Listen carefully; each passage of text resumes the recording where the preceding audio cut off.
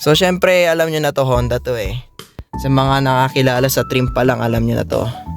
Yan. Yo. Pero ito lang yung meron. Nasa taas ito lang. Pero ito, yung dating may-ari talagang nilagyan niya ng ganyan. So hindi siya masyadong gamit. Yung dating may-ari mahilig din sa pagkokotse. So nakikita nyo naman. So ngayon guys, what's up? Good afternoon and welcome back sa aking channel and welcome back sa aking pag-vlog. So ngayon, we are here in Makati City. And since sem break namin sa school, and naisipan ko na mag-vlog ngayon. And naisipan ko rin na bumalik sa pag-vlog since many years have passed away. So dahil sa ating content ngayon, naisipan kong i-share sa inyo kung ano yung mga pagiging hilig nyo sa pagkokotse katulad ko. And brief history, we sell our older car before. We have 2012 Suzuki Swift 1.4. Eventually, dahil sa mahaba na yung tinakbo niya at marami na siya naging problema, so binenta na namin yung kotse na yun. And 3 weeks after, just November 25, 2024, we brought this new car and ngayon is already 8 months old na sa amin. So mag-iisang taon na sa amin tong kotse na to. And ngayon, syempre, alam na alam nyo to. Sa mga nakakilala sa akin, alam nyo rin to. And ngayon, gusto kong i-share sa inyo kung ano yung nakakabit sa kotse na to. So, tara guys, samahan niyo ako. Syempre, kung walang iba, it is a 2019 Honda Brio RS. So ngayon, nandito ako sa parking ng basement. Eventually, napapalibutan tayo ng mga motor at kotse. Pero sisikapin ko ipakita sa inyo kung ano yung nilalaman na itong kotse na to. So, mahaba ni tinakbo niya. Nung nakuha namin itong kotse na to, it is a 46 kilometers pero nakuha namin talaga siya is 48,000 kilometers na. Hindi siya masyadong gamit. Yung dating may-ari, mahilig din sa pagkokotse. So nakikita nyo naman may Honda Racing, palit na yung bagong mugs, naka-LED na ilaw, fog lights, and syempre upgraded na rin yung kung ano yung nasa external na makina. Pero besides that, is very simple, very unique, and very affordable vehicle. So, sa mga may mahilig sa mga Honda Brio, ayun, so this is your chance to know. And this is my honest review. Gusto ko i-share lang sa inyo kung ano yung thoughts ko dito sa kotse na to. And syempre overall, dahil sa may mga ibang klaseng Honda Brio, merong Gen 1 na Honda Brio, merong Honda Brio Amaze, merong Honda Brio RS na merong V variant, S variant which is yung manual transmission, and yeah. So, eto Gen 2. Yung Gen 2.5, iba lang yung front grille, iba lang yung fog lights, iba din yung headlights niya. Pero yung likod lang yun na hindi naiiba. Kasi ang Gen 1, it is a full glass. Pero ito, Gen 2, so para na siya parang style Mirage para sa akin. Pero ito, naka full body na siya. And eventually, ito, yung diffuser line na iiba sa Gen 2.5. So, yan, check natin yung ating engine bay. Wait lang guys. Ito na yung itsura ng makina ng Honda Brio RS. Yan. So, nakakiyan ng drop filter. Yan, dinagdag ako ng sticker ng spoon. And then we have 1320. And syempre yung dating may-ari, siguro naglalagay din siya ng liquid moly na langis. And ngayon, 60,000 kilometers na yung tinakbo nito, 60,000 plus. And sooner or later, kailangan na siya na magpa-engine oil. So, twice pa lang siya na engine oil and sobrang ganda ng performance itong kotse na to. Wala akong masabi. Pero kung naghahanap ka talaga ng mabilis, you can upgrade yung, kunyari, nakalabas na talaga, may filter na talaga nakalabas dyan, o kaya mag-upgrade ka ng spark plugs. Yun. So, ayun, nothing else. Talagang malakas lang talaga minsan malakas sa gas kapag traffic. And by the way, yung gas consumption nito, kung ako yung tatanungin mo, matipid siya para sa akin. Matipid siya pag sa mga long distance, pero pag traffic, medyo magastos ng konti. So, ayan, nilagyan ko siya ng KNN. So yung ibang Brio owners ay ina-upgrade nila tong susi na yan. So, ginagawa nilang flip. So, gusto ko rin ng ganun, pero ngayon, ganto-ganto munang susi. Para mabuksan yung sasakyan, syempre. Ayan. Para malak mo. So, naka-LED na siya. So, sa next vlog, babanggitin ko na yung mga dislikes ko dyan. So, yeah, let's start the vehicle. So, start natin yung kotse. Suksok natin yung ating susi. Yan. So, start natin.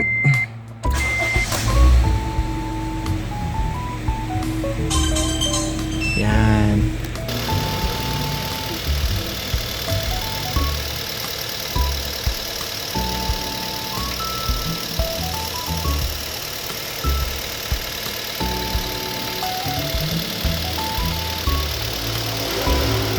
So by the way, itong side mirror natin, meron na pinipindot dito para ayan. Open natin yung window. So hindi siya yung ordinaryo na sinasara mo lang pag nasa labas ka.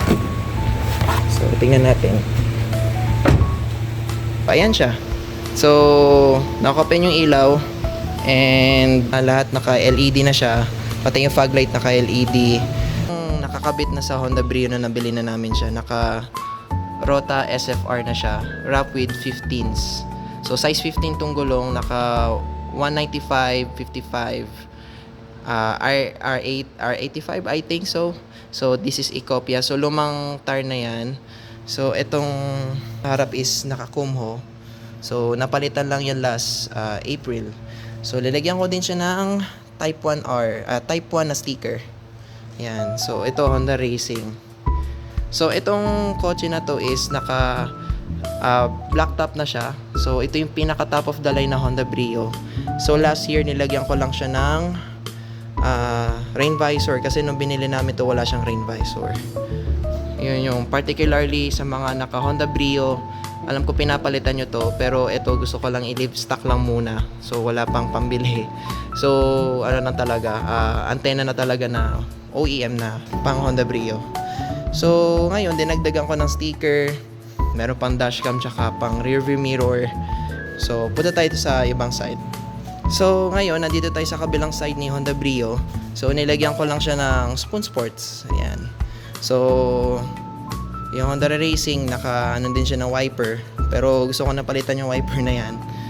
So, syempre, kompleto tayo ng rain visor.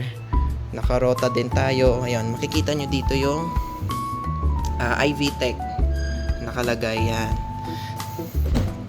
Ayun. So, ngayon titingnan natin yung ating exterior. So, dito sa exterior natin is pagdating sa driver side, hindi ko alam nung tawag sa ano na to. Parang sticker na yan or emblem na yan. Basta particularly alam nyo yan sa mga naka-Honda dyan. Yung mahilig sa Honda Access. Ayan. Sa Honda Brio na V variant tsaka S variant wala siyang orange. Ano lang siya, gray. Pero itong sa Honda Brio RS na mismong RS variant niya, either hindi siya black top or black top siya, naka-orange yan. So we have orange dito. Ayan. So makikita nyo, meron siyang dalawang storage dito. Ito yung pinakamalalim. Ito yung pinakamababaw. So parang pang coins lang.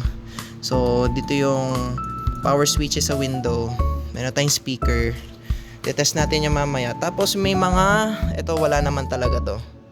Yan, wala naman talaga yung side door side step na yan. So nung nabili na namin siya, ganyan na. So yung placemat is naka 3M. Ayan. So tara, samahan nyo ako sa loob. So na-check na natin yung ating passenger side, ngayon driver side naman tayo. So dito is nakabalot siya ng seatmate. Ayan, yung makikita nyo orange stitching. Ayan. Tapos naka red logo na Honda. Pati yung shift knob niya. Ayan. By the way, this is a CVT or continuous variable transmission. So very smooth tong kotse na to, as in pagka isang tapak mo lang naka 40 na kagad, naka 60 na kagad. Pero syempre kung pan daily car mo lang, perfecto. Pero kung gusto mo ng konting mabilisan, syempre pwede ka mag-upgrade ng mga parts or pwede ka mag-upgrade ng ibang kotse. Pero kung mahal mo talaga ang Honda Brio, sa mga naka Honda Brio dyan, shoutout sa inyo, talagang mamahalin nyo tong kotse na to. Marami siya mga problema. In the next vlog, sasabihin ko kung ano yung mga dislikes ko dito sa kotse na to. But now, gusto ko lang kay i-tour at introduce sa mga kung ano yung nandito sa loob ng sasakyan. So, eto, naka-OBD tayo. naka OBD port. Meron tayong tire monitoring system, pero hindi ko alam kung nabili lang yan sa Shopee. Tapos ito, naka dashcam. Ayan, shoutout kay Sir TJ Lapat sa Marcos Alvarez Buff and Shine. Yan, nagpa-car wash ako kahapon sa kanila. Sana hindi ko sila naabutan. Tapos ito, kung makikita nyo to, ipapatayin ko.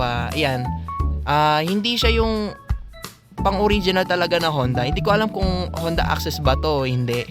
Pero eventually ito, talagang binutasan lang talaga itong part ng roof na to para lagyan lang siya ng additional na ilaw. 'Di ba? So sa stock walang ganito. Walang ganyan sa Honda Brio. Pero ito lang yung meron. Nasa taas ito lang. Pero ito, yung dating may-ari, talagang nilagyan niya ng ganyan.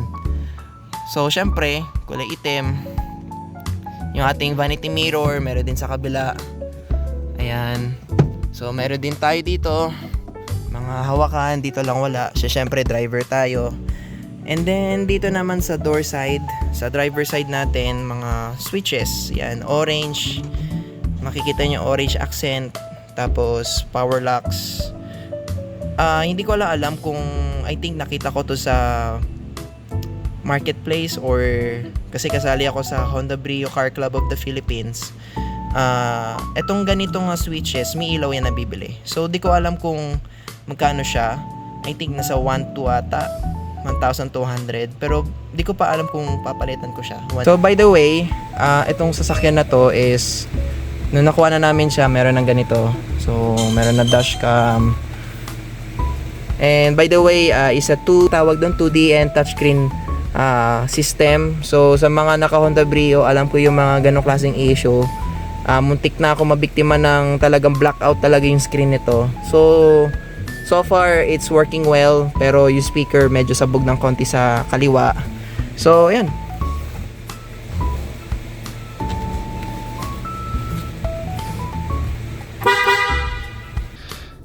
Ayan. So, syempre ito, naka-digital na siya. It is a CVT automatic transmission. Ayan, meron siyang S mode. Meron siyang L mode. And paglalagay natin sa reverse. Ayan. So, naka-open na yung reverse natin. Ayan. So, syempre, di kita masyado. 60,000 na. So, yun lang. Gusto ko lang i-share sa inyo to.